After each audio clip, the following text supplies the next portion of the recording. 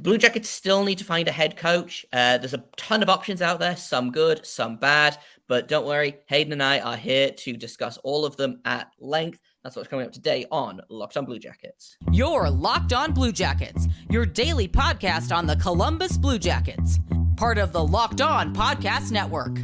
Your team every day.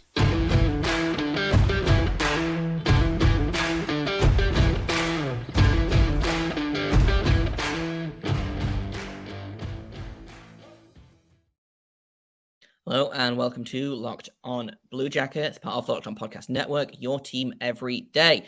I am, as always, your host, Jay Foster. And if you didn't watch yesterday's super special YouTube mini video, you won't know this, but joining me is my new co-host. We've got Hayden Heilshorn here to talk all about head coaches and who we like, who we didn't like. So before we get into that, I just want to let everyone know that today's episode is available on all podcasting apps of choice. We're over on YouTube. Highly recommend watching on YouTube because it's just a little bit better. It is a little bit better. Look at this. You get to see your room outside of Manchester, and my room outside of, right here in northern Columbus. So you get two different perspectives, the worldly perspective and the local perspective. It's a little bit of both. Exactly. I also want to let you know that Locked On Podcasts are now available on the SiriusXM app, which is super exciting. So if you're a SiriusXM person, you can listen to us over there. And I also want to let you know that today's episode is brought to you by Gametime. Download the Gametime app, create an account, use code LOCKEDONNHL for $20 off your first purchase. Hayden and I talked accidentally for like 50 minutes about head coaches. So this is actually going to be part one.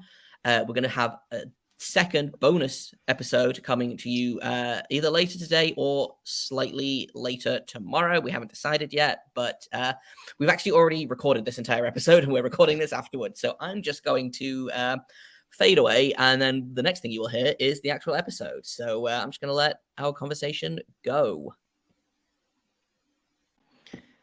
One of the biggest stories, I think, for the Blue Jackets this offseason is who is going to replace Brad Larsen. And initially I was like, well, there's only like 4 guys that are even looking for a job right now. So the list is pretty short. And then I started looking into it. And then I had a couple of like random thoughts. And then I was like, okay, I've actually got a list of 12 guys that could potentially be taking this job. So I figured, hey, let's have some fun today. Let's talk about some coaches. Ironically, I had to cross one of the guys off the list as I was making the list because I saw a tweet saying that he'd been hired somewhere else, because that's kind of always how it goes. But I guess let's take it away with one of the more likely candidates, I think. Let's talk about Peter Laviolette, who oh man, I was like, this is my guy right here, just so you know. So all right, well then let's why don't you take it away? If this is your guy, I'm gonna let you take point on Laviolette. Okay. So the reason why he's my guy is simply because of the coaching experience. I think that goes a long way. I think when you see what happens the most in the NHL, it seems, is teams kind of do this on and off trend of getting a up and coming kind of younger player-friendly coach and then flipping to kind of the hardo, the guy that's going to make you bag skate tons of days during the week, extra, going to sit you because you're not playing enough defense kind of coach. We all know who I'm talking about kind of guy. There's those guys out there. And I think Peter Laviolette is a good mix of a coach that has had tons of experience and knows how to coach in the modern NHL, to say the very least. And he's coached, I believe, Jay, 4 teams already in our division. That's pretty well versed. He knows what the Metropolitan Division is going to be like. So I'm talking about it like as if we've already hired him. I just think it's a good fit already off the bat. It jumps off to me as that's the number one candidate. So the fact that you said his name first, I think, speaks to that's who the Jackets might go after, or that is at least the guy with the most experience, it seems like, out there, other than another one, Bruce Boudreau or something along the lines of that. Yeah, Laviolette, of the former kind of hired coaches, or the fired coaches, I should say, Laviolette was pretty high on my list. He has got a ton of experience. I think he's had a lot of success with a lot of different teams. Like he won the Stanley Cup with the Hurricanes, I believe. He's like you say, he's coached 4 teams in our division already. Most recently, the Washington Capitals. I don't necessarily think that, like, you know how sometimes a coach gets fired, but it's not the coach's fault.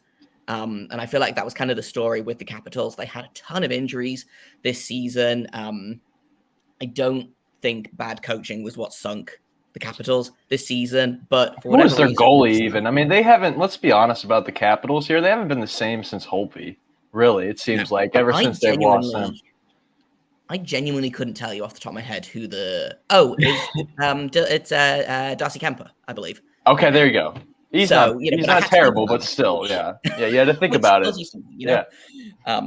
But yeah, Laviolette, if they want to go for a guy with experience, and I've kind of sorted my list into guys with experience and like guys with NHL experience, guys with coaching experience, and then like what I've called wild cards.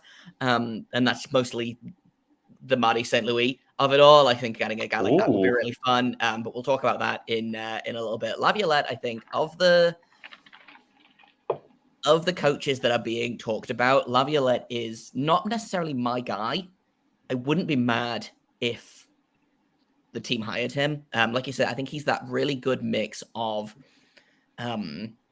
he's a really good what's the word I want? He falls directly in the middle of a lot of different kind of coaching archetypes. I feel like he is. The first thing that I always look at really quickly when I look at a coach is their age. I just need to know how much off the bat is that person relatable to the guys in their 20s and 30s in the room. And I thought Peter Laviolette falling at 58 was a good age for me because I was like, all right, so he's a guy that's been around the league enough that he's instantly going to get respect. But he's also not too old. Like Boudreau's 68. That's almost like, I don't know. We'll get into that, I guess, all the other candidates. But I like Laviolette. I guess he's not too old is my point. Yeah, for sure. And he feels like he falls directly between what they call like a player's coach and a not play. I can't think what the Tortorella basically style coaching of winning is everything. I'm going to sit you if you make a mistake. I don't care if you like me kind of coach.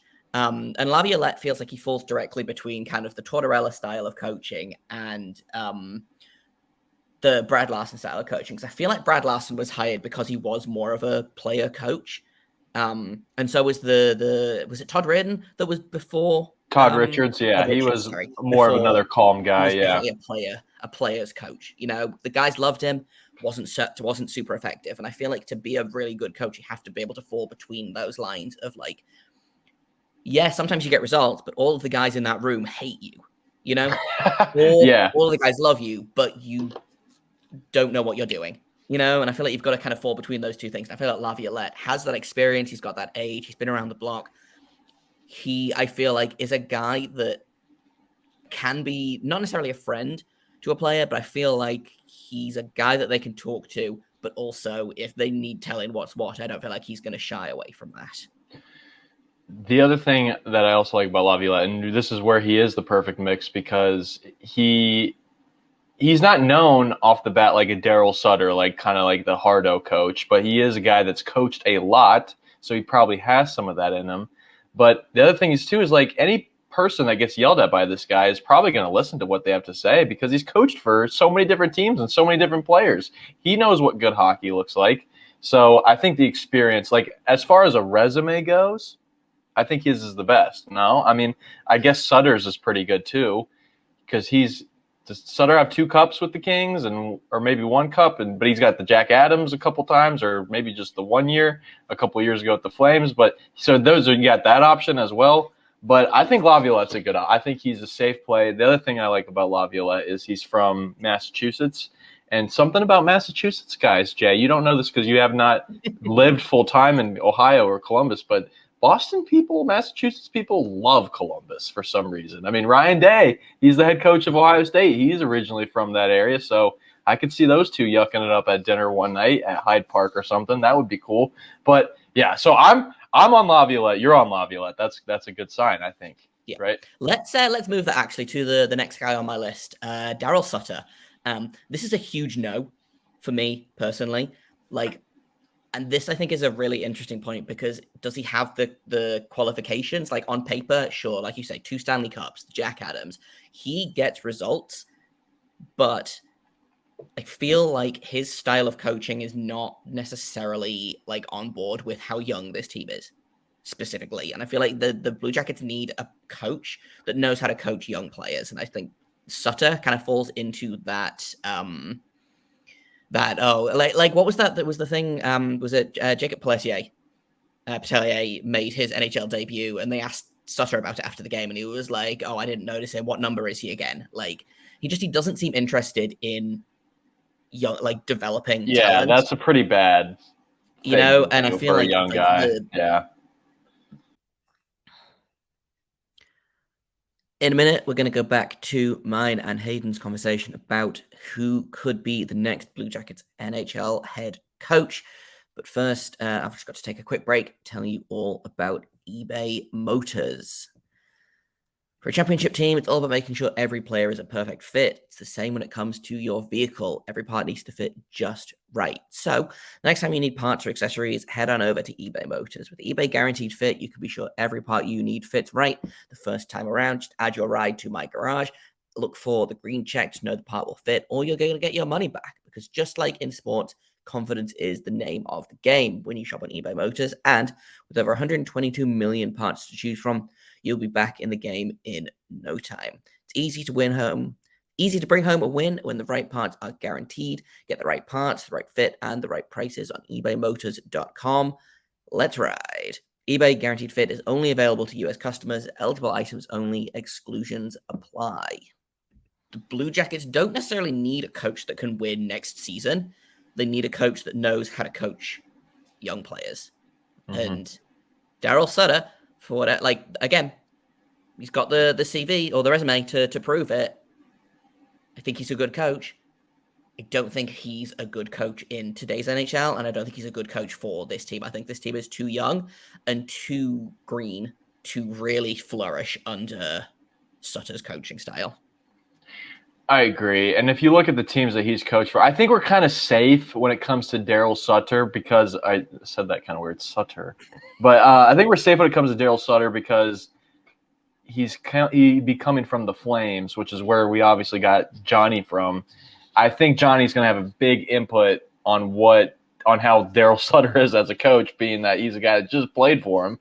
And I don't know. I mean, maybe Johnny does have good thoughts about Darryl Sutter, but if he wanted out of Calgary, granted, I don't think just one coworker is the reason you want out of a city, but maybe he didn't like his time playing under Darryl Sutter, or maybe he did. I don't know. But when it comes to hiring Darryl Sutter, that is obviously like his brain would have to be picked, right? You've got to think he's the first. If they're thinking Darryl Sutter got fired, you've got to think the first call goes to Johnny Gaudreau. The second call probably goes to Eric Branson. Yes.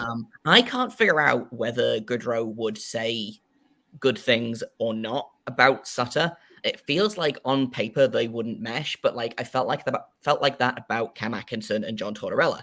And then it came out that those two got on like a house on fire, and Atkinson loved playing under Tortorella. So like maybe Gaudreau did love his time with Sutter, but my instinct is telling me probably not. And again, it's one of those where he was fired, but I don't think the team being bad this season was necessarily because of Sutter. He made some weird choices. He loves Milan Lucic, like loves to play that guy on the second line all season for whatever reason. I don't know. I wouldn't be surprised if they could get Sutter to work with this team, but I don't think it would be good for the team in the long term. Right. Another thing about Sutter, put together a good effort, but at what cost? You know, if you've got players that hate the coach, you've got players that aren't going to want to stay. I don't buy into like Tortorella being the reason that Dubois wanted out of Columbus, or the reason that Panarin wanted out of Columbus, or the reason Bobrovsky wanted out of Columbus. You know, like I feel like Tortorella was pointed to as a big reason for why these guys all wanted out. I don't buy that necessarily. But I feel like if you bring a guy like Darryl Sutter in, then you're acknowledging that you're not this is going to sound bad. if you bring a guy like Darryl Sutter in, I feel like you're acknowledging that you are that grinding, gritty kind of team. And I don't think the Blue Jackets are built that way. I think they are a skilled team and they should be coached by someone who can work with skill. It's like why when Barry Trotz was rumored to be kind of floating around, I was like, Barry Trotz, incredible coach. Love Barry Trotz. I don't want to play any more defense. We've played enough defense. Exactly. I've watched enough heavy, defense. and like it works. He's very good at it, I talked to the host of Locked on Islanders about this as well. I was like, you know what it's like to watch a Barry Trotz coach team. The Blue Jackets aren't set up like that. Like we don't shoot the cannon off for saves. Exactly. You know, and should, though. like you look cool. at the youth coming in, and Kent Johnson and Jiricek and like a guy like Stanislav Svozil. Like these are exciting guys that are going to get people excited. I don't think that we want a coach that's going to. I think we want a coach that can make them better defensively, because I feel like we all agree that this season was kind of a tire fire on defense for multiple reasons. But if you hire a coach on the basis of them being a coach that works well in defensive systems, like you've already lost. And I feel like Darryl Sutter, again, like that's what I always think about in that 2012, kind of 2014 era of Kings hockey, was that they were so stingy defensively, and like it helped that Jonathan Quick just decided that they were winning the Stanley Cup in 2012, but like they were such a strong defensive team, and I feel like that again is Darryl Sutter, and I don't think that's going to gel well with this team of young flashy players. Yeah, he also coached he's coached I think exclusively Western Conference teams, which is not that. I was thinking about this last night, Jay, which is funny watching the playoffs, went right from an Eastern Conference game to a Western Conference game. Of course, that's how time zones work. And I was sitting there thinking, I was like, is there really that much of a difference between East Coast and Western Conference or Eastern Conference and Western Conference hockey? Because I don't know if I buy that. Like, I don't see it. Maybe a trained eye does, but that was the big thing. Like in 2013, 2014, it was always like the Bruins don't play like an Eastern Conference team. They play like a Western Conference team. And like the thing was always the Blackhawks play like an Eastern Conference team because they're small and skilled and they don't hit. But the Bruins throw their weight around. But like, I don't know whether it's just the lines have been blurred or whether that was never true at all. But yeah, I get what you're saying. It feels like hockey's just hockey, man. This league is kind of becoming a little bit more, not samey, because I think there's a lot of different teams doing a lot of different things. But like, you look at the Dallas Stars, for example, I feel like are not a typical Western Conference team. They're so fast and so good in transition that like 10 years ago, I'd be like, yeah, no, that's definitely an Eastern Conference team makeup. But right now, I'm like, yeah, no, I don't know. Yeah, I'm with you. But I guess we're sitting here saying that there's not really a difference between them, but that may affect the hiring process. Like they might look at his resume and be like, oh, well, he hasn't coached an Eastern Conference team. And I know travel is a big thing. Like the travel schedule is different for the players. Obviously, you have a lot more if you're in the West. So, I mean, I feel like that would be an advantage, I guess, going from traveling a lot in the West to having less in the East, but I don't know. So you're right. I don't want anything to do with Darryl Sutter. I don't want anything to do with bringing any of the Calgary Flames energy over to Columbus other than they're great players. That we can take as many of them as possible, but any of that culture or energy I want out there, that's their problem. Yeah. I just think a lot, and we'll go. I want to move on to Bruce Boudreau in a minute because he's another one of the names that I'm kind of excited to talk about. But I feel like the Blue Jackets last season, coming out of the exit interviews, all I heard from every player was hockey was so much fun this year. I loved playing. I loved this group of guys. The year before that, everyone sounded miserable. So like Tortorella's final year in Columbus.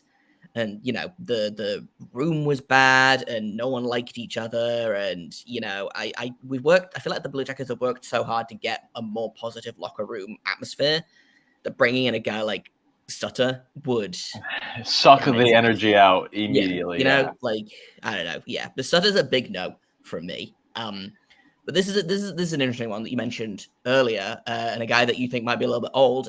Bruce Boudreau, I feel like might be the best fired coach available. I think he's better than Laviolette at coaching. I don't know that I like him for the Blue Jackets as much, but he's definitely a really interesting choice Because again, I feel like he's a guy that has been fired almost universally for things that were not his fault. In the Yeah, same he way was that I feel like coaching the Darryl Canucks. He was coaching the Canucks this past year. There was no way that plane was getting off the tarmac. Like, no. No, and like I don't know, the way that the Canucks treated that whole thing, like they kept him around while they were actively looking for his retirement, his replacement. I like Bruce Boudreau a lot. I think he's a fun guy. I think he's a good coach. I think he would work well in this room, but I think he's the least of these three options. I think he might be the least on the Blue Jackets and Jarmo Kekalainen's radar. Yeah, I mean, just because of the age, but he does have as much coaching experience, more coaching experience, I believe. He's been at it since '92. I think Laviolette was late '90s, so he's been at it longer than Laviolette. He's coached less teams, so you got that for you. He's coached the Capitals, Ducks, Wild, and Canucks. So that's where you're at with Boudreau. And maybe this was just totally ageist of me, I guess. I saw 68 and I just was like, I don't know if that's going to be good for the locker room. But I guess, 68 is still very young. My dad is 68, so I should just go out here and go out on a limb and say that at the age of 68, you're very much a young man. So Bruce, you know what? If you are truly where it is, then Bruce, there it is. I'm all good with that. But yeah, this is where, Jay, this is definitely the time of year, and we just went through this as Blue Jackets fans, obviously, after we fired Torts, is I just would love and kill to be a fly on the wall in the interview rooms, interviewing these guys, because that's just right where it all goes down, and it's like we can sit and talk as much as we want about vibes and resumes, but in the end, I think it's those conversations with the GM where sparks fly, and I truly don't know who is going to come out in front, but I would be happy with Bruce Boudreau. I wouldn't say no to that. I would take him as a seasoned coach over Darryl Sutter, but I would like Peter Laviolette first. But I don't know. I kind of see them both in the same realm, I guess. Boudreau and Laviolette. I guess Boudreau gets the knock because he's a little older, and that's wrong of me. I'm sorry. 68 years is very young. Yeah, so I think basically we're kind of sitting in the same ranking system now. We've got Laviolette at number 1, Boudreau at a very close number 2, and then Sutter kind of all the way down here. The next couple of names are not controversial necessarily, but they are my biggest red flags of the guys that are quote unquote available. I'm hearing a lot of rumblings about Joel Quenneville making a return to the NHL. Ooh. For me, that feels like a big no. Yeah. And it just talk about Bradley stuff. Aldridge of it all. But I also, and this might be a hot take, I don't think he's that good of a coach. And I talked about this on Twitter the other day. He was handed an NHL team with Jonathan Toews, Patrick Kane, Duncan Keith, Brent Seabrook, Marian Hossa, and Patrick Sharp in their primes. It would be harder to lose with that team, and as soon as the team faced any kind of adversity or, they had to get rid of good young players because they were in salary cap hell, the team just fell off a cliff under Quenneville. So I don't ever I think he's the second winningest coach of all time, but I think he's been lucky to coach a lot of very good teams in that time. But he has to get permission from Gary Bettman to come back into the league.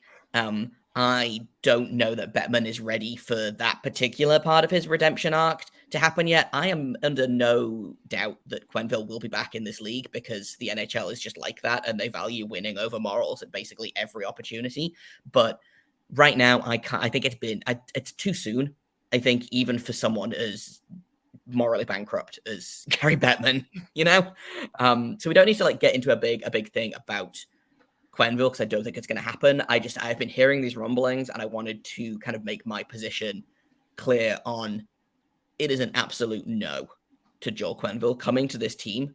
And probably maybe an even harder no for the next guy on my list, which is Mike Babcock, who has been out of the league for a while. And again, he is a guy that gets results, but at what cost? Coached some good teams. He coached some good teams, though. He did coach some good teams. He also coached some god-awful teams still managed to get results out of them.